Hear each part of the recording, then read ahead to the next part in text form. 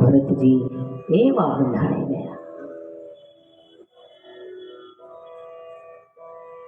પરમહંસનું જગતમાં ખાલી હોવું એ પણ જગત ઉપર મોટામાં મોટો ઉપકાર છે, યાદ રાખજો। એ કદાચ કાંઈ ન કરે પણ પરમહંસ ખાલી આ જગતમાં હોય ને બિરાજમાન, તો એ પણ જગત ઉપર મોટો ઉપકાર છે। પરમહંસોનું હોવું એ જગત ઉપર ઉપકાર છે। એ કદાચ કાંઈ ન કરે તોય ચાલે, પણ કદાચ ને પરોપકાર કરે, કદાચ ને કોઈ ઉપર ઉપકાર કરે તો એ કર્યા પછી ભૂલી જાય, એને યાદ ન રાખે, એ ભૂલી જાય। પણ જો કદાચ ને યાદ રહી જાય, એ ઉપકાર જો ભૂલી ન શકે તો એનું પછી એને અભિમાન આવી જાય કે હવે આને મેં બચાવ્યું, આને જો મેં ન બચાવ્યું હોત તો આનું શું થાય, આવું અભિમાન આવી જાય।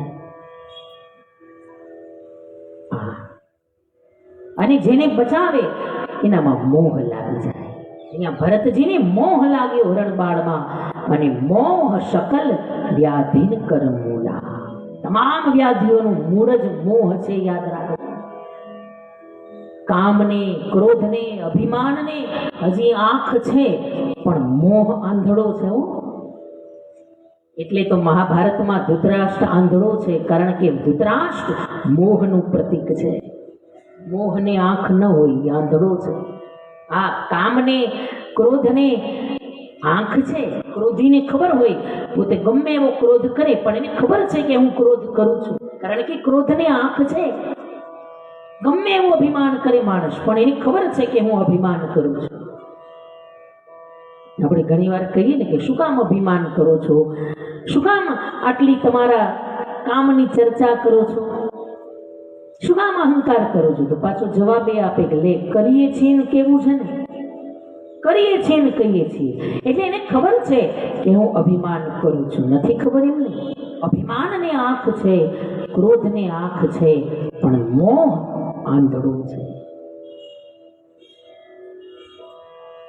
ભરતજી એવા મોહાંધ થયા અને ધીરે ધીરે હરિણી સાથે રહેતા રહેતા, હરણબાળ સાથે રહેતા, હરિમ નયતિ ઇતિ હરિનમ, જે હરિને દૂર કરે એનું નામ હરિણ। અને હરિણનું ચિંતન કરતા કરતા એકવાર હરણબાળ કંઈક બીજા હરણાઓની સાથે વનમાં ગયું, અને હરણબાળને યાદ કરતા કરતા દેવયોગે ભરતજીના જીવનના જીવનદીપમાંથી પ્રારબ્ધનું દિવેલ ખૂટ્યું અને ભરતજીની આત્મજ્યોતિ બુઝાઈ ગઈ। જ્યારે પ્રારબ્ધનું દિવેલ ખૂટે ને ત્યારે પછી આત્મજ્યોતિ બુઝાઈ ગઈ, કારણ કે પ્રારબ્ધ પૂરા થયા। પણ હરણબાળને યાદ કરતા કરતા મર્યા, શરીરમાંથી પ્રાણ છૂટ્યા, પણ ભગવાનને યાદ કરવાને બદલે હરણને યાદ કરતા કરતા મર્યા। જો ભરતજી લક્ષ્યથી ચ્યુત થયા અને એટલે ભ્રષ્ટ થયા। લક્ષ્યથી ચ્યુત થાય એને ભ્રષ્ટ કહેવાય, આ તો યોગના લક્ષ્યથી ચ્યુત થયા એટલે શું કહેવાયા? યોગ ભ્રષ્ટ થયા। યોગ ભ્રષ્ટ થયા, યોગના લક્ષ્યથી ચ્યુત થયા। ખાલી લક્ષ્યથી ચ્યુત થાય તો એને ખાલી ભ્રષ્ટ કહેવાય,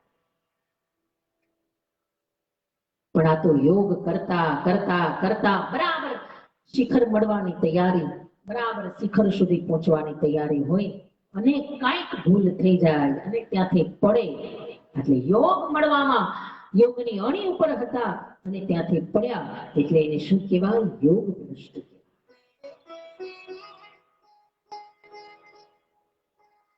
તો વળી એક પ્રશ્ન થાય ને કે શું યોગ ભ્રષ્ટ થાય તો પછી એનું જેટલું કરેલું હોય નિષ્ફળ જાય? આટલા વર્ષોની એની સાધના, આટલા વર્ષોથી જે ભરતજીએ સાધના કરી બધું જ છોડીને ગંદકી નદીના તટ ઉપર જે તપસ્યા કરી, શું નિષ્ફળ જાય બધું? શું યોગ ભ્રષ્ટનું બધું નિષ્ફળ જાય? ના ભાઈ, કરેલું ક્યારેય નિષ્ફળ જતું નથી, યાદ રાખજો। એટલા માટે ભગવદ ગીતામાં ભગવાન બોલ્યા કે યોગ ભ્રષ્ટ એનું કરેલું નિષ્ફળ જાતું નથી, પણ બીજા જન્મમાં એ શું બને? સુચિનામ શ્રીમતામ ગેહે, અને યોગ ભ્રષ્ટો વિધાય। કરેલું ક્યારેય ફોગટ જાતું જ નથી. આજ નહીં તો કાલ, આ જન્મમાં નહીં તો બીજા જન્મમાં એનું ફળ મળશે, મળશે ને મળશે. એ વિશ્વાસ એ પુણ્ય કર્મ કરતા જ રહેજો, કર્મ કરતા જ રહેજો. કારણ કે ગીતાના શબ્દ ક્યારેય અસત્ય ન હોય.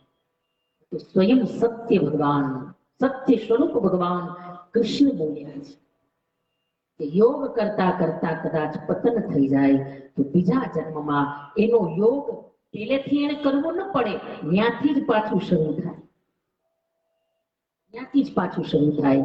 અગાઉનું એને પાછું બધું મળી જાય. સુચિનામ શ્રીમતામ ગેહે અને યોગ ભ્રષ્ટો વિજાયતે.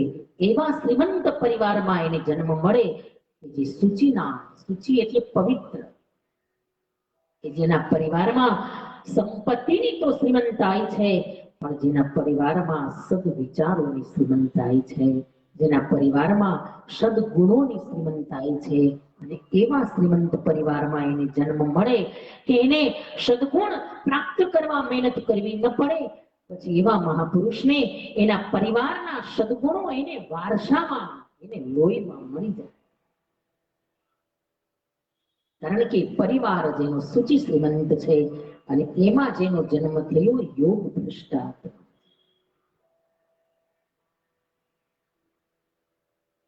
એને આપોઆપ સદગુણ એને વારસામાં, એને મિલકતમાં, એને ગર્ભથી જેને સંસ્કાર મળી જાય.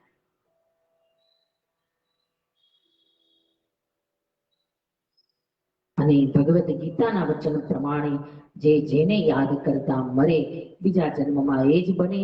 અને એટલા માટે ભરતજી હરણને યાદ કરતા કરતા મર્યા. બીજા જન્મની અંદર કલંજર પર્વત ઉપર હરણીના ગર્ભથી એનો જન્મ થયો, હરણ થયા, પણ પૂર્વ જન્મની સ્મૃતિ એને હજી છે. જોજો, નહીતર પૂર્વ જન્મની સ્મૃતિ કોઈની રહેતી નથી. જેવો જન્મ થાય ને એટલે પૂર્વ જન્મની સ્મૃતિ ધીરે ધીરે એના ઉપર પડદો નાખી દે છે ભગવાન. અને સારું છે, જો પૂર્વ જન્મની સ્મૃતિ રહે તો આપણે જીવી ન શકીએ. કારણ કે પૂર્વ જન્મમાં કોણ કોના શું હોય, પણ બીજા જન્મમાં કોણ કોના શું બનીને આવે. સારું છે, ભગવાન પડદો નાખી દે, બાકી સ્મૃતિ તો હોય, એનો નાશ નથી થતો, સ્મૃતિ તો હોય છે. કારણ કે માણસ જ્યારે મરે ત્યારે સ્થૂળ દેહ મરે છે, સૂક્ષ્મ દેહ તો કાયમ છે. સૂક્ષ્મ દેહ, સૂક્ષ્મ શરીર જેને આપણે કહીએ છીએ, ફરી પાછો જ્યાં નવો જન્મ લો સૂક્ષ્મ શરીર તો સાથે જ છે. જે મરે છે, જે અગ્નિમાં બળે છે, એ તો ખાલી સ્થૂળ દેહ છે. સૂક્ષ્મ દેહ જે કારણ દેહ છે એ તો આપણી સાથે જ છે. એટલે સ્મૃતિ તો છે, માના ગર્ભ સુધી સ્મૃતિ તો છે પૂર્વ જન્મની. પછી બાળકનો જન્મ થાય ત્યારે થોડા મહિનાઓ સ્મૃતિ તો રહે છે. આપણે નથી કહેતા કે એને જો કંઈક યાદ આવ્યું હશે એટલે બાળક એની મેળે મેળે હસે, અચાનક મેળે મેળે રડવા લાગે, ક્યારેક ક્યારેક સુતા સુતા કેવું મલકતું હોય. આ બધા એને પૂર્વ જન્મના સંસ્મરણો થતા હોય. પણ ધીરે ધીરે જેમ મોટું થાય તેમ ધીરે ધીરે ભગવાન પડદો પાડતા. પણ ભરતજીને પૂર્વ જન્મ યાદ છે. હરણના શરીરમાં રહેલા ભરતજી ફરી પાછા ગંડકી નદીના તટ ઉપર આવ્યા. નદીના પાણીમાં કમર સુધી ઉભા રહી કઠોર તપસ્યા કરી અને ભરતજીનું આ હરણનું શરીર છૂટ્યું. અને ત્રીજા જન્મની અંદર ભગવાને કૃપા કરી. અંગીરસ ગોત્રી બ્રાહ્મણને ત્યાં જન્મ મળ્યો, મનુષ્યનો જન્મ, અને એ પણ બ્રાહ્મણને મનુષ્ય જન્મ મળવો, અને એમાંય તપસ્વી બ્રાહ્મણને ત્યાં જન્મ મળવો એ એક ભાગ્યની વાત છે. ભરતજી તો પુણ્યશાળી છે, બ્રાહ્મણને ત્યાં જન્મ મળ્યો. પણ માતા પિતાનું દેહાંત થયું અને ભરતજીના 8 કુળમાન ભાઈઓ છે. ભાઈઓએ વિચાર કર્યો, અરે આ ભરત કાંઈ કામ નથી કરતો, એને ખેતીવાડીનું ધ્યાન રાખવા મોકલીએ. કહી જા ખેતરનું બરાબર ધ્યાન રાખ, કોઈ પશુ પંખી અંદર ચણી ન જાય બધું અનાજ. ભરતજી ધ્યાન રાખવા ગયા, પણ એમાં બરાબર ગાયોનું ધણ નીકળ્યું એટલે જાપો ખોલી નાખ્યો ખેતરનો કે હે ગાય માતા, પ્રેમથી ભોજન કરો અને આશીર્વાદ આપજો મારા ભાઈઓને. મારે તો આશીર્વાદ નથી જોતા.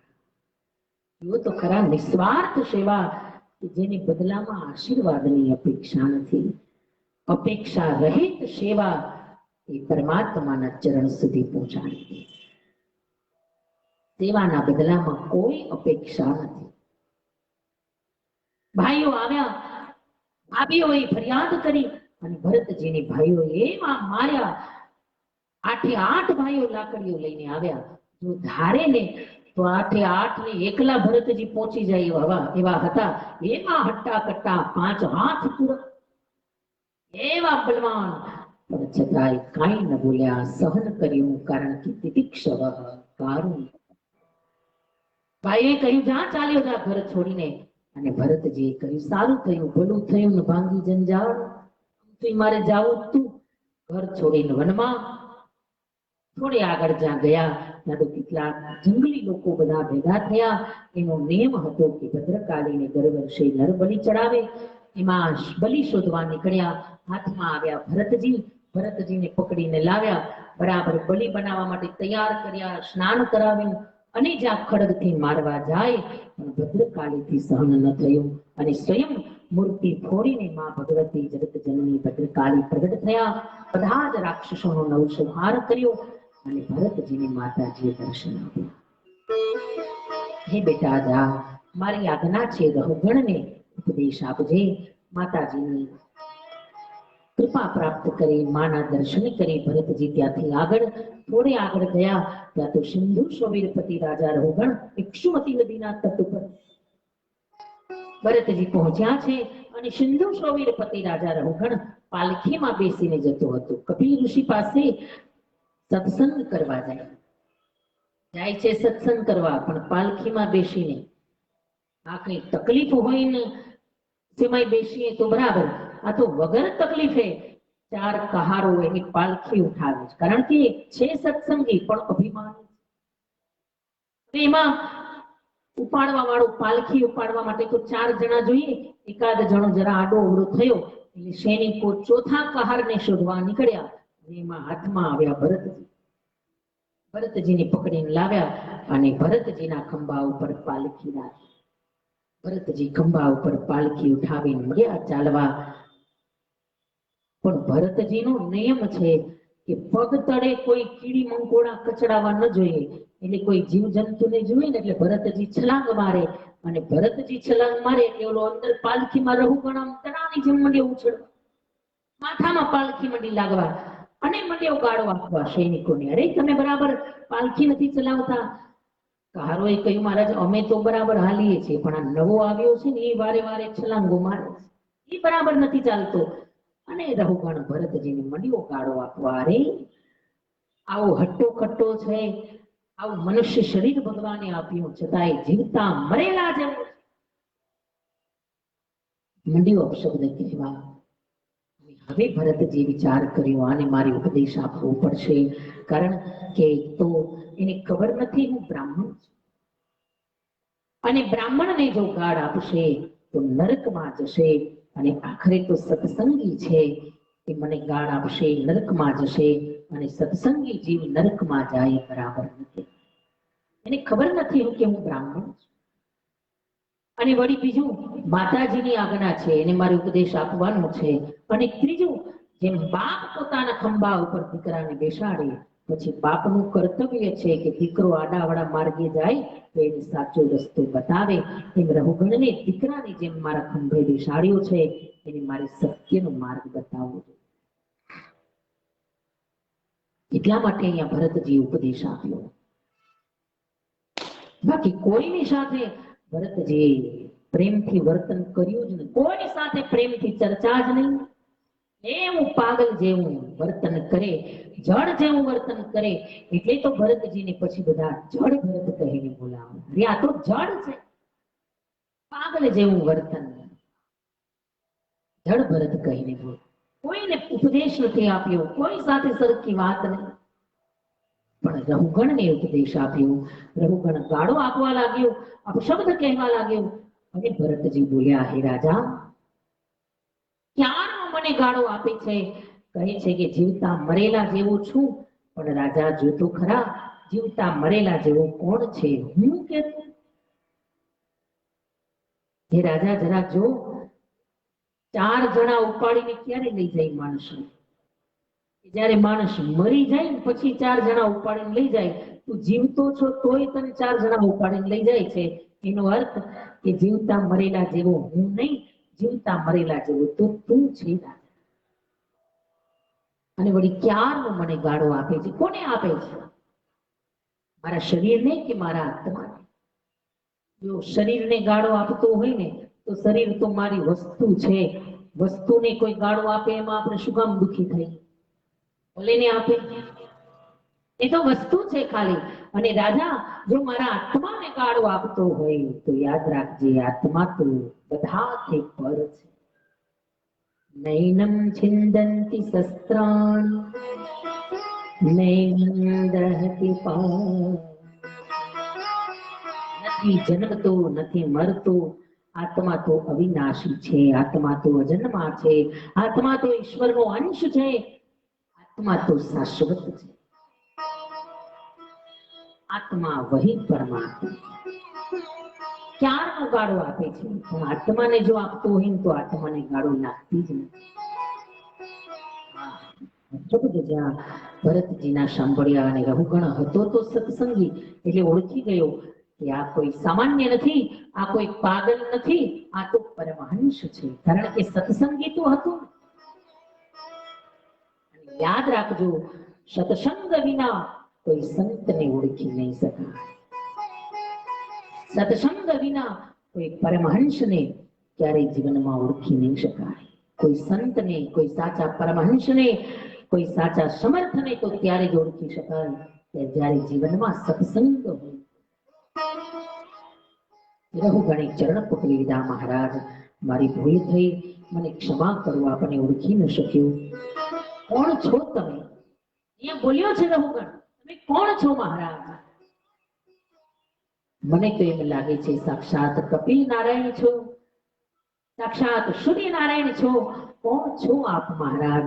કારણ કે હું નથી ઇન્દ્રના વજ્રથી ડરતો, નથી શિવના ત્રિશુલથી, નહીં નારાયણના વજ્રથી, પણ મહારાજ હું ડરું છું તો કેવલ બ્રાહ્મણોના અપમાનથી ડરું છું. અહીંયા બોલ્યા છે રહુગણ, કેવલ બ્રાહ્મણોના અપમાનથી, બ્રાહ્મણોના શ્રાપથી ડરું છું.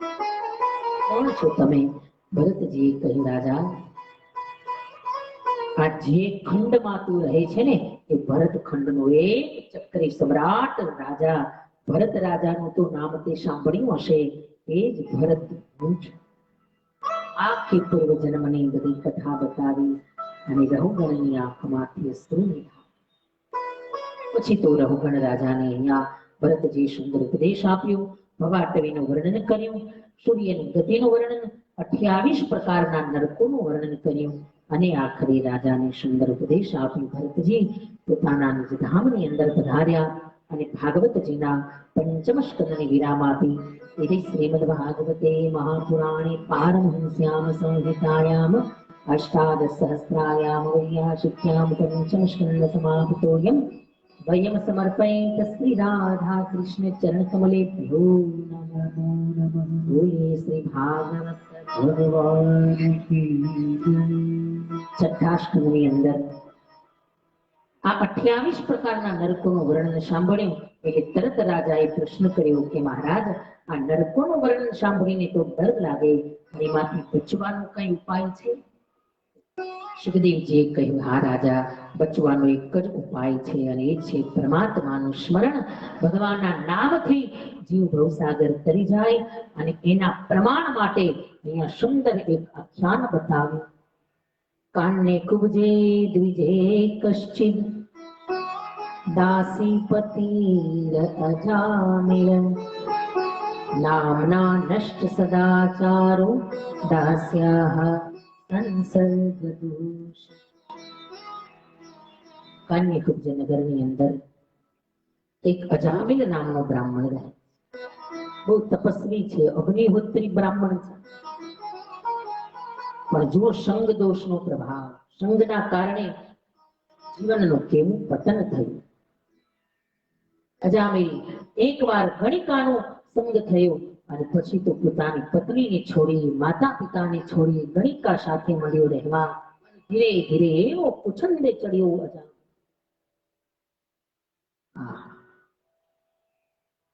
સંગનો કેવો પ્રભાવ છે જીવનમાં. એટલા માટે જ મહાપુરુષોએ કહ્યું કે સંગ બહુ સમજીને કરજો. આખા જીવનનો આધાર તમારા સંગ ઉપર છે. આખા જીવનનો આધાર સંગ કેવો છે.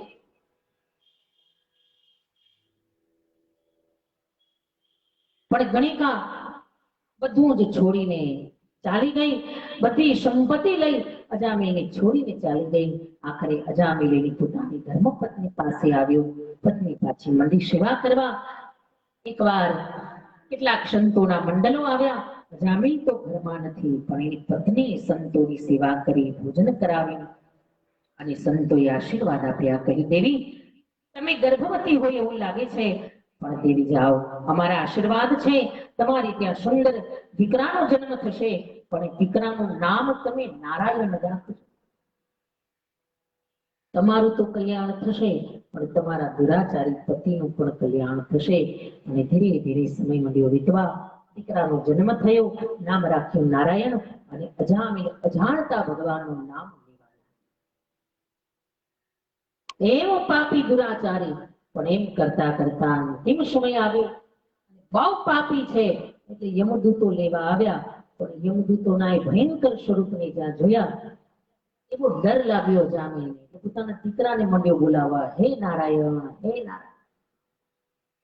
અને બરાબર ત્યાં તો ભગવાનના દૂતો આવ્યા, ભગવાનના પાર્ષદો આવ્યા. કહ્યું, ભાઈ આને નરકમાં નહીં, આને તો સ્વર્ગમાં લઈ જવાનું, વૈકુંઠમાં લઈ જવાનું છે. લઈ ગયા વૈકુંઠમાં. યમદૂતોએ આવી યમરાજાને કહ્યું. યમરાજાએ ભગવાનને ફરિયાદ કરી, મહારાજ આવું કેમ, આવો પાપી અજામિલ, અને છતાં એને વૈકુંઠમાં લાવ્યા. ભગવાને કહ્યું, યમરાજા તમે મારી ગીતાની વાત ભૂલી ગયા, મારા ગીતાના શબ્દ ભૂલી ગયા કે અંતકાલે મામેવ તો સ્મરણ મુક્તવા કરે. ગમે એવું પાપી જેવો હોય, પણ અંતિમ સમયે એક વાર પણ જો જાણતા કે અજાણતા ભગવાનનું સ્મરણ કરે તો એને લેવા તમારા દૂત નહીં, એને લેવા મારા દૂત જશે. મહારાજ આ કથામાંથી શીખવા જેવું છે ભાઈ. અંતિમ સમયે જો એકાદ વારે ભગવાનનું નામ યાદ આવી જશે તો જીવનનું દરેક પાર થાય. એટલે આપણે ગાઈએ ને, કરજી અમારી સુણજો શ્રીનાથજી, જાજે તારા ધામ. અરે કરજી અમારી સુણજો શ્રીનાથજી, જાજે તારા ધામ. કરજી અમારી સુણજો શ્રીનાથજી, જાજે તારા ધામ. હરી ફેરજી અમારી સુણજો શ્રીનાથજી, જાજે તારા ધામ. મારા અંતર સમય ના દેવી, હરે મારા અંતર સમય ના દેવી, અને મારા અંતર સમય ના દેવી, અરે મારા અંતર સમય ના દેવી. મારા તો માગું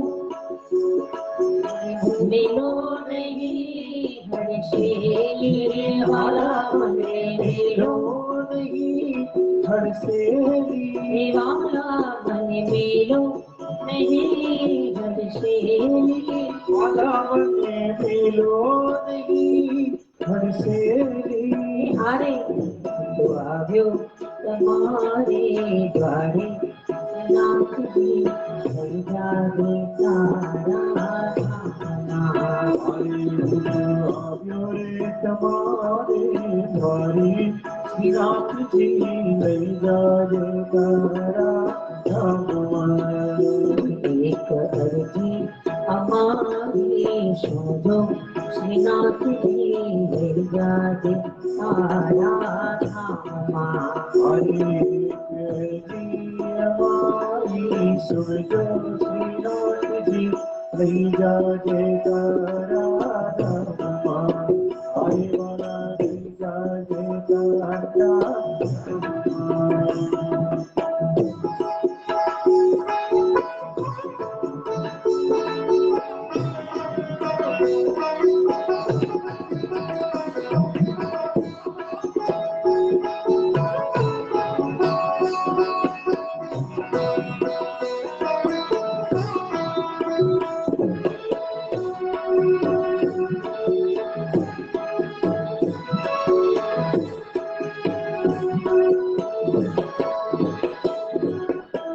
કરુણાતણા છો સિંધુ, હરે તમે કરુણાતણા છો સિંધુ, હરે તમે કરુણાતણા છો સિંધુ, હરે તમે કરુણાતણા છો સિંધુ, એવા ભક્ત માગું છું હું તો માગું છું એક જ બિંદુ.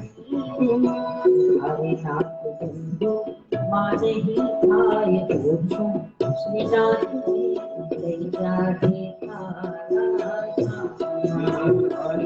એક બિંદુ મારી થાય ઓછું, શ્રીનાથજી લઈ જાજે તારા ધામમાં. હરે એક ધરતી અમારી શોધો શ્રીનાથ લઈ જાજે તારા હરે કૃષ્ણ અમારી સુજો, શ્રીનાથજી લઈ જાજે તારા ધામમાં. જાજે તારા લઈ જાજે તારા ધામમાં. અજામિલને અંતિમ સમય ભગવાનનું સ્મરણ કર્યું અને ભગવાનના પાર્ષદો લેવા માટે આવ્યા.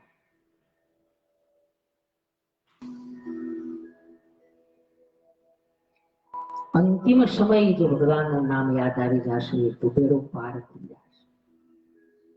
પણ એ યાદ ક્યારે આવે?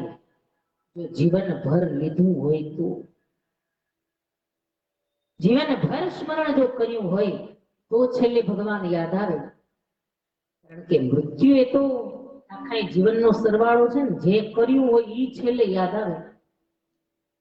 આખા જીવનનો સરવાળો એટલે મૃત્યુ.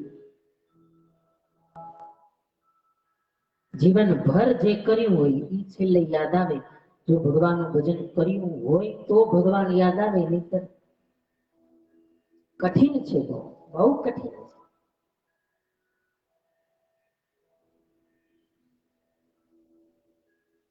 અજામિલનો ઉદ્ધાર થયો. અહીંયા સુંદર અજામિલ આખ્યાન બતાવી. ત્યારબાદ પ્રચેતાઓના 10,000 હયસ્વ પુત્રો દક્ષે પ્રગટ કર્યા. કહ્યું જાઓ લગ્ન કરો. મંત્રોથી પ્રગટ કર્યા. 10,000 પુત્રોએ કહ્યું મહારાજ પેલા તપ કરવા વનમાં જવું છે. અને 10,000 પુત્રો તપ કરવા ગયા.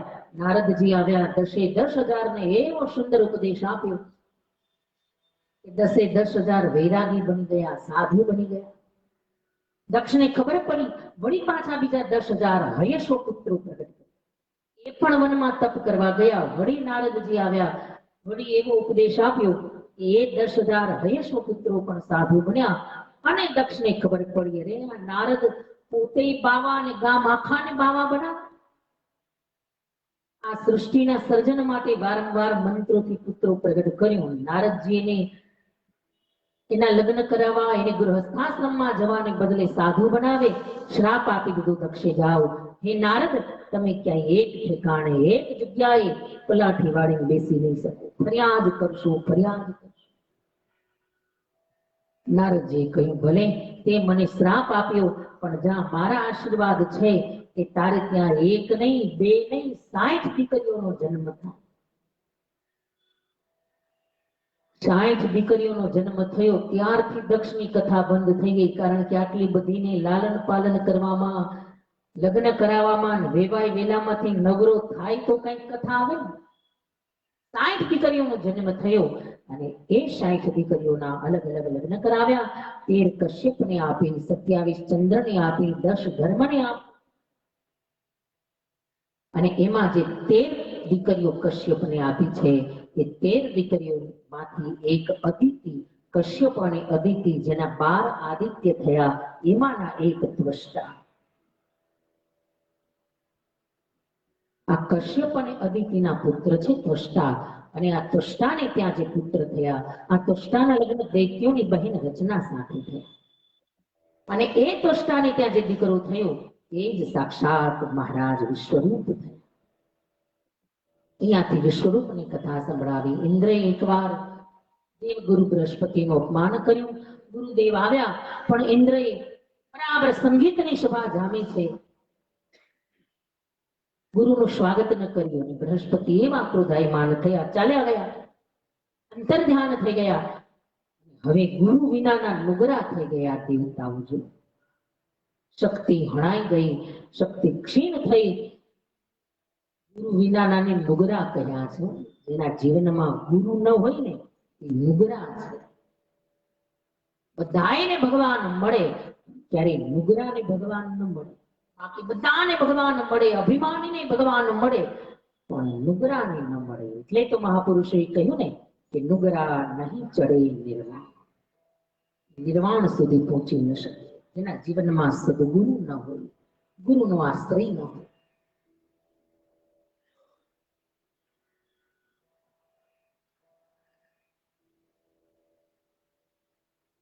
ગુરુ વિનાના થયા દેવતાઓ.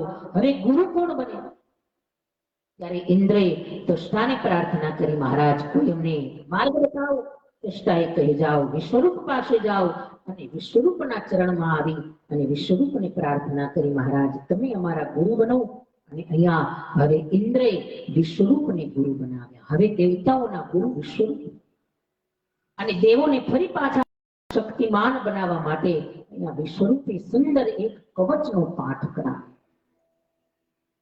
વિશ્વરૂપે સુંદર કવચનો પાઠ કરાવ્યો અને જેને ભાગવતમાં નારાયણ કવચ કહેવામાં આવે. બહુ સુંદર છે નારાયણ કવચ. જો ઘરમાં ભાગવત જે હોય તો ખોલીને વાંચજો. ભાગવતના 6થા સ્કંદમાં 8મો અધ્યાય એ નારાયણ કવચ છે. કરવા જેવું છે. મહાપુરુષોનો મત છે કે જે રોજ આ નારાયણ કવચ કરે એના જીવનમાં ક્યારેય દરિદ્રતા ન આવે. કોઈ પણ પરિસ્થિતિમાં આખરે ખરા સમયે એનું ફળ એને મળે. ખરા સમયે ભગવાન કોઈ ને કોઈ સ્વરૂપે આવીને સહાય કરે. નિયમ છે ભાઈ, સત્કર્મનું ફળ તો મળે જ. ભલે ને જ્યારે આપણે એની રાહ જોતા હોય ત્યારે ભલે ન આવે, પણ ખરાખરીનો ખેલ હશે ને, કટોકટીનો સમય હશે, ખરેખર જ્યારે જરૂર હશે ત્યારે સત્કર્મનું ફળ સામે આવીને ઉભું રહી જશે. એટલે રામચરિત માનસમાં બાબાજી લખ્યું ને કે જય સિંહ જીનકી ભવતવ્યતા તો તૈસી મિલઈ સહા. જેવી જેની ભવ્યતા, જેવું જેનું તપ, જેવી જેની સાધના, એનું ફળ તો એની સામે એને આવી જાય. અને ખરા સમયના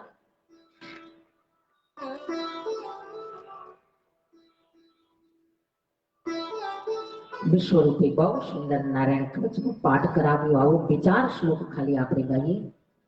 ઓમ હરિર્વિદધ્યાન મમ સર્વ રક્ષા ન્યસ્તાંગૈ પદ્મ પદગેન્દ્ર પૃષ્ઠે દરારી ચરમા સિગદેશુ ચાપ પાષાંડભાનો સ્ટગ્નોષ્ટબાહુ જલેષુ મામ્ર શતુમત્સ્ય મૂર્તિ યાદો નેભ્યો વરુણસ્ય પાશાન સ્થલેષુ માયા વટુવામનોવ્યાત ત્રિવિક્રમઃ ખેવતુ વિશ્વરૂપ દુર્ગેષ્વટભ્યા જુમુખાદિષુ પ્રભુ કાયાદૃસ્નેહો સુરયુદ્ધપારુ વિમુञ्चतो यस्य महाट्टहासं दिशो विनेदोर्निपतंश्च गर्भा रक्षत्वसोमाध्वनिजग्नकल्प त्वदंशयोनीतधरोवराः रामोद्रिकूटे स्वधवीप्रवासे सलक्ष्मणो व्याघ्रताग्रजोऽस्ति. આ સુંદર શ્લોક છે નારાયણ કવચના 6થા સ્કંદમાં છે 8મો અધ્યાય નારાયણ કવચ. નારાયણ કવચનો પાઠ કરાવ્યો. વિશ્વરૂપે દેવતાઓ પ્રસન્ન થયા, શક્તિમાન થયા. પણ એકવાર વિશ્વરૂપ તપસ્યામાં લીન હતા અને ઇન્દ્રને ખબર પડી કે અમારા યજ્ઞનો ભાગ વિશ્વરૂપ દાનવોને આપી રહ્યા છે. અને ખબર પડતા ઇન્દ્ર ક્રોધે ભરાયા. હાથમાં ખડગ લઈ, વજ્ર લઈ અને વિશ્વરૂપનું માથું ધડથી અલગ કરી નાખ્યું. ગુરુનું મસ્તક કાપી નાખ્યું. જરૂર હતી ત્યારે ગુરુ બનાવ્યા અને જરૂર પૂરી થઈ એટલે ગુરુનું મસ્તક ધડથી કાપી નાખ્યું. જો ક્યારેક ક્યારેક દેવતાઓ સ્વાર્થી થઈ જાય. અને તોષતાને ખબર પડી, અરે આ ઇન્દ્રએ વગર કારણે મારા દીકરા વિશ્વરૂપને માર્યો અને તોષતાએ પુત્ર કાનિષ્ઠ યજ્ઞ કર્યો. એવો દીકરો પ્રગટ થાય કે જે ઇન્દ્રને મારે. અને બરાબર યજ્ઞમાંથી દીકરો પ્રગટ થયો અને જેનું નામ છે વૃત્રાસ. આ યજ્ઞમાંથી પ્રગટ થયો. તોષતાએ ઇન્દ્રને મારવા માટે પ્રગટ કર્યો. આવ્યો રણ મેદાનમાં, મળ્યો લડાઈ કરવા. ઇન્દ્ર સમજી ગયો કે આને પહોંચી નહીં શકાય. ત્યારે દધીચી ઋષિના હાડ માંગીને લાવ્યો અને દધીચીના હાડમાંથી વજ્ર બનાવ્યું અને બરાબર વજ્ર લઈને જ્યાં લડાઈ કરવા આવ્યો. અને હવે વૃત્રાસુર સમજી ગયો કે આ વજ્ર કોઈ સામાન્ય નથી, આ તો સાક્ષાત ઋષિના હાડમાંથી બનાવેલું વજ્ર છે. અને હવે તો આ હાડમાંથી બનાવેલા વજ્રથી મારું મૃત્યુ ચોક્કસ થશે. પણ મરતા મરતા ભગવાનનું સ્મરણ કરતો જાઓ. ભલે અસુર છે, ભલે રાક્ષસ છે, પણ મરતા મરતા ભગવાનને યાદ કરી. અહીંયા બહુ સુંદર સ્તુતિ કરી છે, વૃત્રાસુર સ્તુતિ કહેવાય. અહમ હરે તવ પાદે કમૂલ દાસો ભવિતાસ્મિ. અહં હરે તવ પાદે કમૂલ દાસાનુદાસો ભવિતાસ્મિ ભૂય. मनः स्मरेत सुप्ते गुणास्ते गुणेत वाक्कर्म करोतु काय.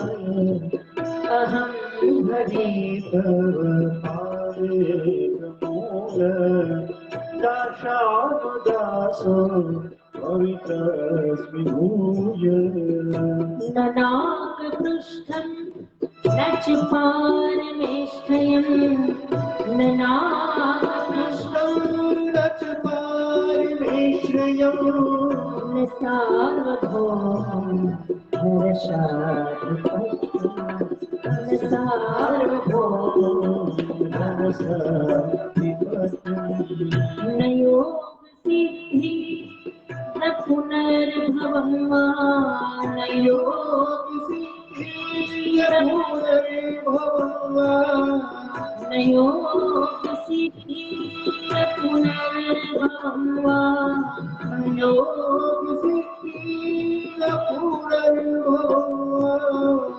समञ्जसत्वा विरहे काक्षी. समञ्जसत्वा विरहे काक्षी. अहं हरे तव पादे कमूल. अहं हरे तव पादे कमूल. अजात पक्षाय मातरं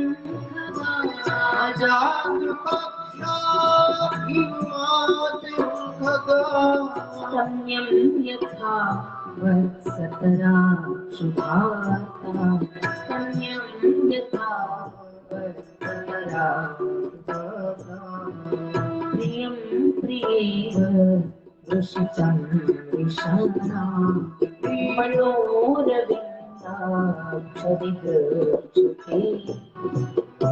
ममोत्तम श्लोकजनेषु सख्यं ममोत्तम श्लोकजनेषु सख्यं संसारचक्रे प्रमथ सुकर्मध्ये. अहं हरे तव पादे दासानुदासो भवितास्मि भूय. दासानुदासो भवितास्मि भूय.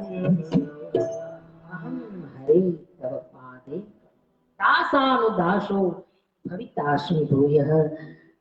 हे प्रभु, हे जगन्नाथ, તમારા ચરણનો દાસ બનવાને તો મારો અધિકાર નથી, એટલી તો મારી લાયકાત નથી કે તમારા ચરણનો દાસ બનું.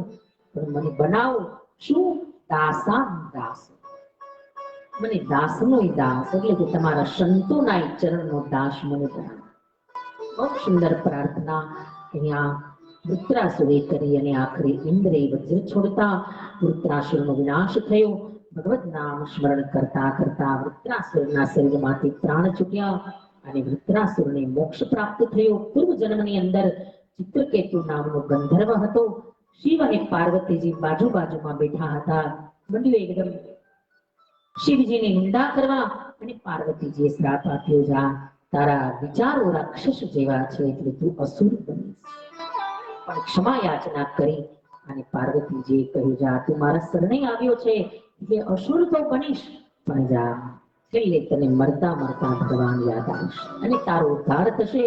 વૃત્રાસુરની સુંદર કથા, ત્યારબાદ મરુદગણોની ઉત્પત્તિની કથા બતાવી, પુંસવન વ્રત વિધિની કથા બતાવી અને અહીંયા ભાગવતજીના સુંદર છઠ્ઠા સ્કંદને વિરામ આપતા इति श्रीमद्भागवते महापुराणे पारमहंस्यां संहितायाम् अष्टादशसहस्रायां वैयासिक्यां षष्ठमस्कन्द समाप्तोऽयं वयं समर्पयेत श्री राधा कृष्ण चरण कमलेभ्यो नमो नमः.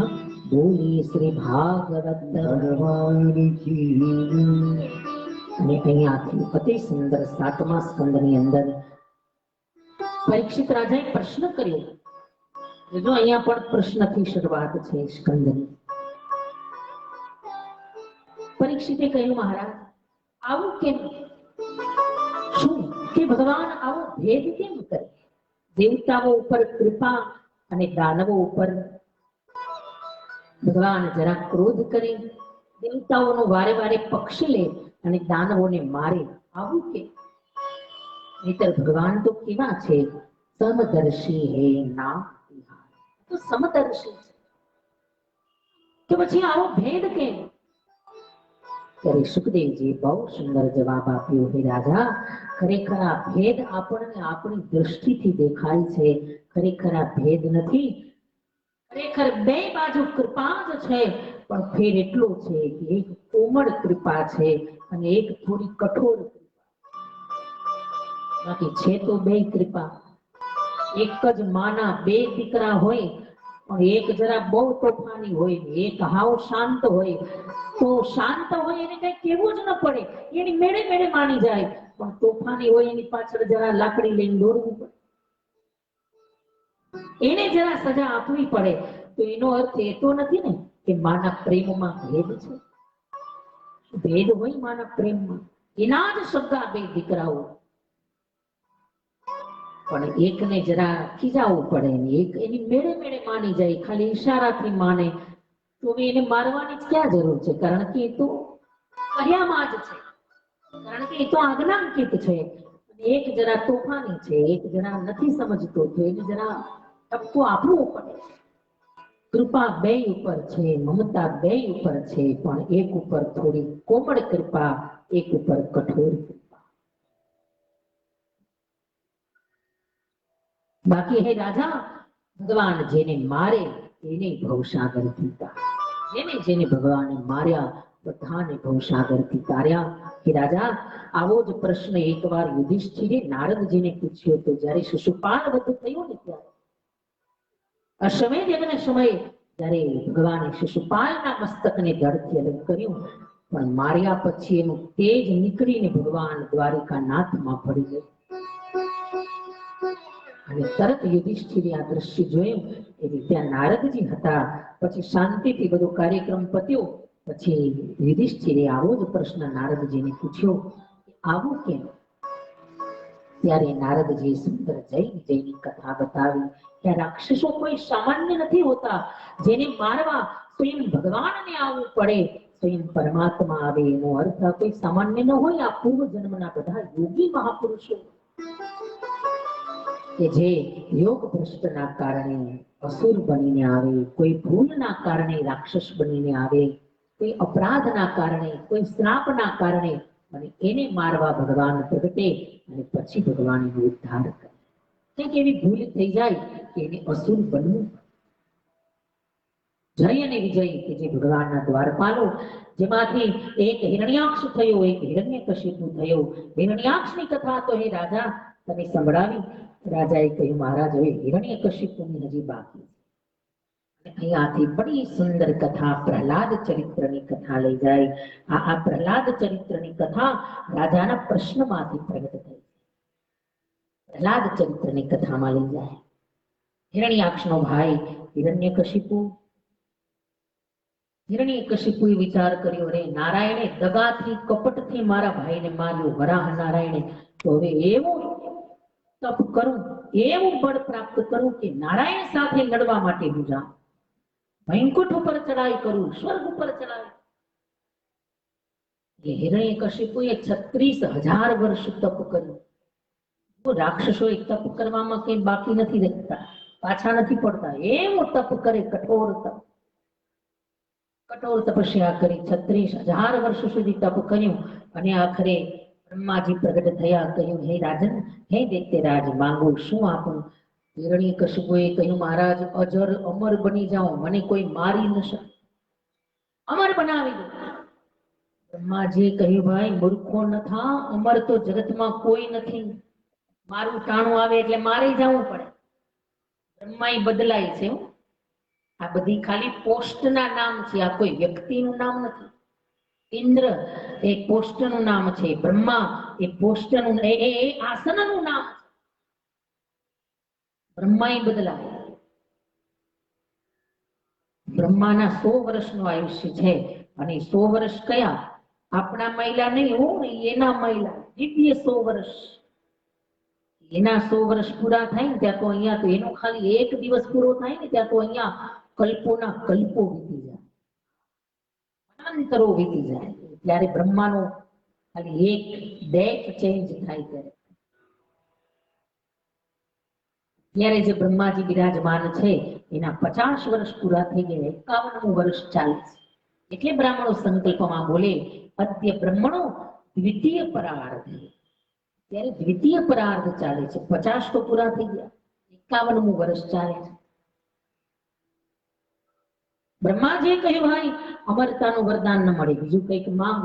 હિરણ્યકશિપુએ કહ્યું, મહારાજ, તો પછી બીજું વરદાન બરાબર સાંભળવું પડશે, કારણ કે લિસ્ટ જરા લાંબુ છે. બરાબર સાંભળો.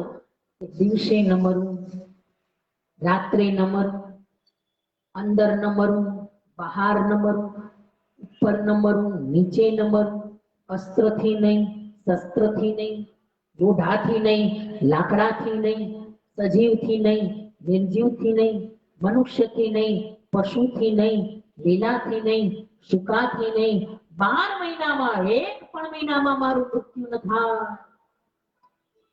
બ્રહ્માજીએ કહ્યું, તથાસ્તુ. બ્રહ્માજી અને શિવજી વરદાન આપવામાં એવા ઉદાર, જે માગે એ આપી દે. પછી તકલીફ બધી બધા નારાયણ, મારવાની ચિંતા વિષ્ણુ ભગવાન. કેટલા વરદાન માગ્યા, વિચાર તો કરો. આમાં અમર બનવામાં બાકી શું રહ્યું? બધું તો માગી લીધું. રાત્રે નહીં, દિવસે નહીં, અંદર નહીં, બહાર નહીં, ઉપર નહીં, નીચે નહીં, લોઢાથી નહીં, લાકડાથી નહીં, લીલાથી નહીં, સુકાથી નહીં, સજીવથી નહીં, નિર્જીવથી નહીં, અસ્ત્રથી નહીં, શસ્ત્રથી નહીં, મનુષ્યથી નહીં, પશુથી નહીં. અને મહારાજ 12 મહિનામાં એક મહિનામાં મારું મૃત્યુ. આટલું તો આપણે અમથું ગોખીને યાદ ન રાખી શકીએ. આટલું આને યાદ આવી ગયું, બોલો કે આટલું વરદાન મારે માંગવાનું છે તત્કાલ. તો એ કેવું હોશિયાર છે. આપણે ગોખવા જઈએ તો આટલું યાદ નથી, અને આને એમને યાદ આવી ગયું. બીજો અસુરો વરદાન માંગવામાં બહુ હોશિયાર હતા. એવા વરદાનો માગે કે આમ ભગવાનને એકવાર તો ચક્કરે ચડાવે. પણ આ તો દુનિયાનો નાથ છે ને, ગ્રેટ પોલિટિશિયન છે નારાયણ. ગ્રેટ પોલિટિશિયન એ પાછો સામે એવો રસ્તો કાઢે કે આને ગમે એમ કરીને મરવું તો પડે. જોજો, મૈરા વિના છૂટકો તો નથી જ, કારણ કે મૃત્યુ એ તો સનાતન સત્ય છે. મૈરા વિના છૂટકો. કેટલા વરદાનો માગે રાક્ષસો, પણ તોય ભગવાન એને મારે.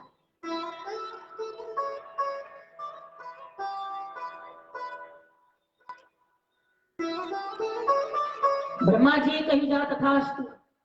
વરદાન મળી ગયું. એવો બળવાન, એવો શક્તિશાળી, એવો વીર બન્યો હિરણ્યકશિપુ. આવ્યો રાજ્યમાં અને ચારે બાજુ હાહાકાર માંડ્યો છે ફેલાવવા. બ્રાહ્મણોના યજ્ઞ બંધ કરાવી દીધા, મંદિરોને તાળા લાગી ગયા. કોઈ ભગવાનનું સ્મરણ કરે તો એને મૃત્યુ દંડ મળે, પ્રાણ દંડ મળે સીધો. કોઈ નારાયણનું ભૂલે ચૂકે નામ ન લઈ શકે. આવો કડક બંદોબસ્ત હતો, કોઈ ભગવાનનું નામ લેવા વાળા હતા. અને અત્યારે તો પુકારીને સામેથી બધા કહે કે ભાઈ ભગવાનનું સ્મરણ કરો, તોય આપણને લેવું ગમતું નથી. ત્યારે આવી કડકાઈ હતી, કોઈ નામ લેવા વાળા હતા હો. આવા કપરા કાળમાં ભગવાનનું સ્મરણ કરવા વાળા હતા. અને બરાબર સમય મળ્યો વીતવા અને હિરણ્યકશિપુની પત્ની છે જેનું નામ છે કયાધુ. કયાધુએ સુંદર સમય, સુંદર મુહૂર્તમાં સુંદર એક બાળકને જન્મ આપ્યો અને જેનું નામ છે શ્રી પ્રહલાદજી. જોજો ગર્ભના સંસ્કાર છે માં. જ્યારે હિરણ્યકશિપુ તપ કરવા ગયો ને ત્યારે પણ કયાધુ ગર્ભવતી હતા. જો બરાબર સાંભળજો. અને બરાબર હિરણ્યકશિપુ તપ કરવા વનમાં ગયો, કયાધુ મહેલમાં એકલા પડ્યા. અને બરાબર બીજી બાજુ દેવરાજ ઇન્દ્રને ચિંતા થઈ કે કયાધુ ગર્ભવતી છે અને બાળકને જન્મ આપશે, આ તો રાક્ષસનો દીકરો રાક્ષસ જ થશે. હિરણ્યકશિપુ હેરાન કરે છે, પછી એનો દીકરો આપણને બધાને હેરાન કરશે. એના કરતા લાવ કયાધુનું હરણ કરીને લઈ જાઓ. જેવો બાળકનો જન્મ થાય એટલે બાળકને મારી નાખે, એટલે એ બાળકનો વિનાશ કરીશ. એટલે કયાધુને હરણ કરીને મંડ્યો ઇન્દ્ર લઈ જવા. પણ ત્યાં તો રસ્તામાં નારદજી મળ્યા. નારદજીએ ઇન્દ્રને રોક્યો, કહ્યું મૂર્ખા, આ કયાધુના ગર્ભમાં જે બાળક છે ને એ કોઈ રાક્ષસ નથી, આ તો ભગવાનનું ભક્ત છે. ભગવાન એના માટે અવતાર ધારણ કરશે. અને પછી ઇન્દ્ર ચાલ્યો ગયો અને એ કયાધુને લઈ અને નારદજી પોતાના આશ્રમમાં 36,000 વર્ષ સુધી કયાધુને આશ્રમમાં રાખ્યા. હવે ઈચ્છા પ્રસવનું વરદાન આપ્યું. હે દેવી જાઓ, તમારી જ્યારે ઈચ્છા થશે ત્યારે જ તમે બાળકને જન્મ આપી શકશો. અને પછી તો રોજ નારદજી સત્સંગ કરે, કયાધુને સંભળાવે. અને કયાધુ તો સાંભળે પણ ગર્ભમાં રહેલા પ્રહલાદજી પણ સાંભળે. જોજો આ ગર્ભના સંસ્કાર. ધીરે ધીરે પ્રહલાદજી મોટા થવા લાગ્યા અને બરાબર 6-7 વર્ષના થયા અને એને તો ગર્ભના સંસ્કાર જાગ્યા. જ્યારે જુઓ ત્યારે હાથમાં ભગવાન માળા લઈ પરમાત્માનું સ્મરણ કરતા હોય. અને એમાંય શ્રીબાઈ જેવા ગુરુ મળ્યા જેણે નિંભાળામાંથી બિલાડીના બચ્ચાને આબાદ બચાવી દીધા. બરાબર આ દ્રશ્ય પ્રહલાદે જોયું. અરે આ બધાને બચાવનારું તો દુનિયાનું નાથ છે, નામ તો એનું લેવા જેવું છે. પછી તો હિરણ્યકશિપુએ દીકરાને ભણાવવા માટે ગુરુના આશ્રમે મોકલ્યા, ચંડામર્કને ત્યાં મોકલ્યા. પણ ગુરુદેવ જેવા આશ્રમની બહાર જાય ને એટલે બધા જ કુમારોને, બધા જ એક બાળકોને ભેગા કરી અને બધા પાસે પ્રહલાદજી ભગવાનનું સ્મરણ કરાવે. કહે ભાઈ લેવા જેવું તો એ ભગવાનનું નામ છે, સાચું નારાયણનું નામ, જુદી દુનિયા છે તમામ. સાચું નારાયણનું નામ, જુદી દુનિયા છે તમામ. તો બોલો બોલો સીતારામ, બોલો બોલો રાધે શ્યામ, બોલો બોલો સીતારામ, બોલો બોલો રાધે શ્યામ. બોલો બોલો સીતારામ, બોલો બોલો રાધે શ્યામ. બોલો બોલો સીતારામ, બોલો બોલો રાધે શ્યામ. સાચું નારાયણનું નામ, જુદી દુનિયા છે તમામ. ઓ સાચું નારાયણનું નામ, જુદી દુનિયા છે તમામ. બધા જ તે બાળકોને પ્રહલાદજી કીર્તન કરાવે. ભણી ગણીને પાછા આવ્યા હિરણ્યકશિપુ પાસે. કહ્યું બેટા શું શીખ્યો? પ્રહલાદજીએ કહ્યું પિતાજી હું તો આ શીખ્યો. શું? શ્રવણમ કીર્તનમ વિષ્ણુ સ્મરણમ પાદ સેવનમ અર્ચનમ વંદનમ દાસ્યમ સખ્યમ આત્મનિવેદનમ.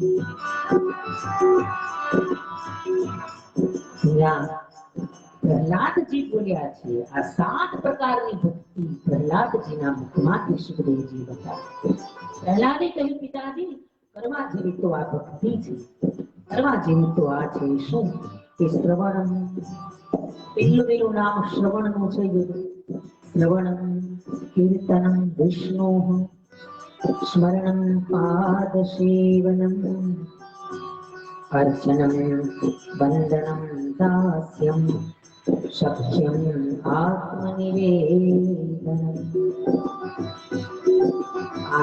અને હિરણ્યકશિપુ કહેવાયો અરે આ દીકરો નથી, આ તો મારો વૈરી છે, મારી નાખો આને. દૈત્યોને બોલાવ્યા, સૈનિકોને બોલાવ્યા, પ્રહલાદજીને પકડીને લઈ ગયા પર્વતના શિખર ઉપર.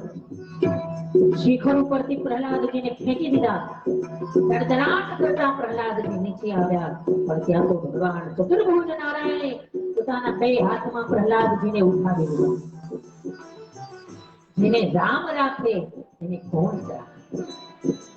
એની ઉપર પરમાત્માની કૃપા હોય એને કોણ મારી શકે? સર્પોની કોટડીમાં પૂરી દીધા, પણ સર્પ જેમ શિવજી ઉપર વીંટળાય એમ પ્રહલાદના શરીર ઉપર વીંટળાવા લાગ્યા. અને ઝેરનું પાન કરાવી દીધું, પણ ઝેર ભગવાને અમૃત બનાવ્યું. એટલા પ્રયાસ કર્યા મારવાના. જેલમાં પૂરી દીધા પ્રહલાદને. ખાવા પીવાનું બંધ કર્યું. ખાધા પીધા વિનાનું બાળક મરી જશે. પણ ત્યાં તો લક્ષ્મીજી આવ્યા, બ્રાહ્મણ કન્યાનું રૂપ ધારણ કરીને રોજ પ્રહલાદને જમાડવા લાગ્યા. હિરણ્યકશિપુએ થોડા દિવસ પછી જેલના દરવાજા ખોલ્યા કે મરી ગયો હશે આ બાળક ખાધા પીધા વિના. પણ દરવાજો ખોલ્યો ત્યાં તો પ્રહલાદજી બહાર આવ્યા. પેલા હતા એના કરતા હૃષ્ટપુષ્ટ થઈ ગયા. એટલે કે રોજ લક્ષ્મીજી આવીને ભોજન કરાવતા. કેટલા પ્રયાસો કર્યા, કોઈ રીતે આ બાળક મરતું નથી. અને એકવાર હિરણ્યકશિપુની બહેન હોલિકાએ કહ્યું ભાઈ હવે આ બાળકને હું મારીશ. 4 ચોક વચ્ચે છાણા લાકડાનો ઢગલો બનાવ અને એની ઉપર પ્રહલાદને લઈને બેસું એટલે એવો અગ્નિ લગાડ દે કે પ્રહલાદ બળીને ભસ્મ થઈ જાય. બરાબર ફાગણ સુદ પૂનમનો દિવસ હતો. 4 ચોક વચ્ચે છાણા લાકડાનો ઢગલો બનાવ્યો અને હોલિકા પ્રહલાદને બધી ફોસલાવા ચાલ જરા ઉપર હિલ સ્ટેશન ઉપર જઈએ, આખું ગામ દેખાશે. પ્રહલાદે કહ્યું હાલો ફૈબા આજ તમારું આવી ગયું છે. અને બરાબર પ્રહલાદજી હોલિકાની સાથે ઉપર ગયા. હોલિકાએ પ્રહલાદને ખોળામાં બેસાડ્યા, મંડી અલગ મલકની વાતો કરવા અને બરાબર નીચેથી હિરણ્યકશિપુના સૈનિકોએ એવો અગ્નિ લગાવ્યો. હોલિકા ચકડી ઓઢીને બેસી ગઈ.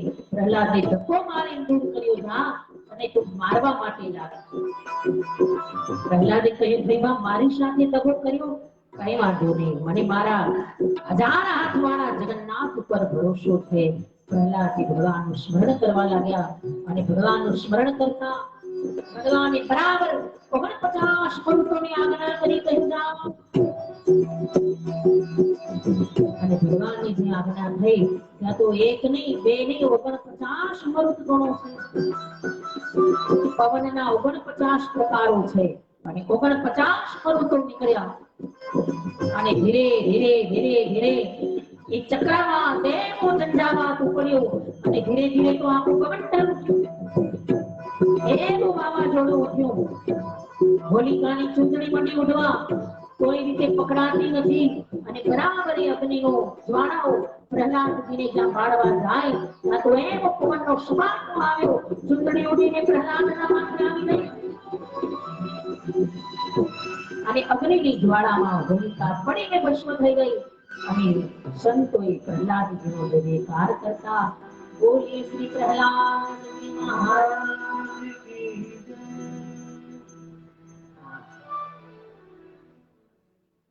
49 મરુતો છે. હવે એક હારે જયારે નીકળે ત્યારે વિચાર કરો એ વાવાઝોડું કેવું હશે.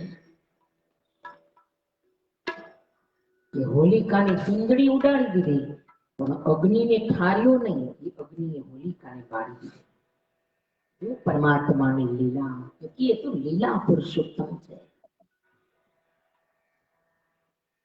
પ્રહલાદ મહેલમાં આવ્યા અને હિરણ્યકશિપુ ખીજાયું, અરે મારી બેન મરાઈ ગઈ પણ આ બાળક મરાતો નથી, શું કરું? કોઈ રીતે મરતો નથી આ બાળક. કેટલા પ્રયાસો કર્યા, કેટલા ઉપાયો કર્યા, अब आखिरी उपाय, अब भगवान के आने का समय हो चुका है, परमात्मा के प्रागट्य का समय हो चुका है. હિરણ્યકશિપુએ ભયંકર લોખંડના થાંભલાને એવો તપાવ્યો, એવો લાલચોળ કર્યો કે થંભને દૂર ઉભા રહીએ ને તોય શરીર પડી જાય એવો લાલચોળ બનાવ્યો એ થંભને. પ્રહલાદને બોલાવ્યો, અરે ઓ પ્રહલાદ. प्रहलाद आए, काजी पिताजी आज्ञा कीजिए. आटला मारवाना प्रयास जे बापे कर्या तो प्रहलादे तेनी आज्ञा उठावी. पितृ भक्त छे. बोलो पिताजी શું આજ્ઞા છે? હિરણ્યકશિપુએ કહ્યું, પ્રહલાદ બહુ નારાયણ નારાયણ કહે છે ને, બોલ ક્યાં છે તારો નારાયણ, ક્યાં છે તારો ભગવાન? પ્રહલાદે કહ્યું, પિતાજી ક્યાં નથી મારો ભગવાન. પ્રશ્ન એવો ન કરો કે ક્યાં છે, પ્રશ્ન એવો કરો કે ક્યાં નથી. તુમાં તુમાં, પવનમાં, પાણીમાં, આકાશ પાતાળ, અણુ અણુમાં મારું નારાયણ છે. હિરણ્યકશિપુએ એમ, બધે તારું નારાયણ હોય તો આ થંભમાં તારો ભગવાન છે? આ લાલચોળ થયેલા, આ ભયંકર તપાવેલા આ થંભની અંદર તારું નારાયણ છે? પ્રહલાદજીએ વિચાર કર્યો કે આ થંભમાં ભગવાન છે, એમાં હા પાડું કે ના પાડું. પછી તો આમ બરાબર વિચારીને જવાબ આપવા જાય પણ ત્યાં થંભ ઉપરથી એક લાલ કીડીની લાઈન જતી જોઈ અને પ્રહલાદના હૃદયની અંદર વિશ્વાસ અડગ થયો કે આવા ભયંકર લોખંડના આ તપાવેલા થંભ ઉપર જો લાલ કીડીની લાઈનને જે બચાવે મને બચાવશે. પ્રહલાદે કહ્યું, હા પિતાજી, એમાંય મારું ભગવાન છે, એમાંય મારું પરમાત્મા છે. હિરણ્યકશિપુએ કહ્યું, તો જા જઈને ભેટ તારા ભગવાનને. અને જેવી હિરણ્યકશિપુની આજ્ઞા થઈ, પ્રહલાદજી મહારાજ ધીરે ધીરે આજ્ઞાપ્ય પુત્ર ભગવાનને ભેટવા માટે થંભ તરફ જવા લાગ્યા. बराबर नारायण નું સ્મરણ કરતા, હૃદયમાં આર્તનાદ કરતા, હે પ્રભુ मैंने सुना है कि हरि ने भजता हजीरे कोईની લાજ જતા નથી.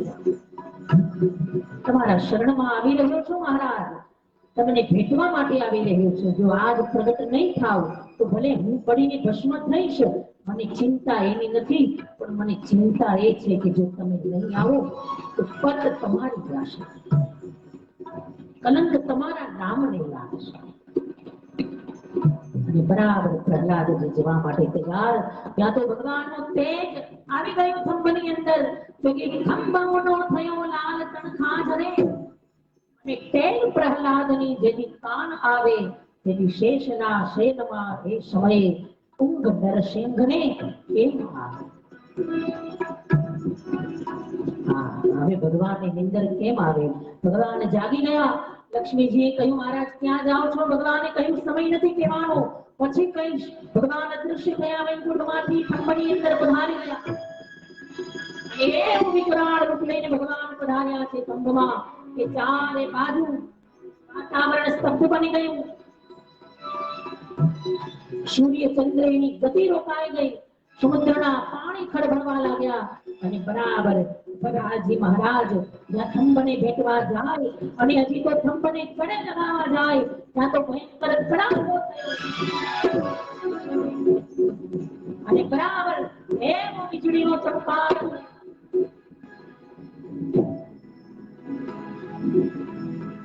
અને થંભમાંથી ભગવાન નરસિંહ નારાયણ પ્રગટ થયા.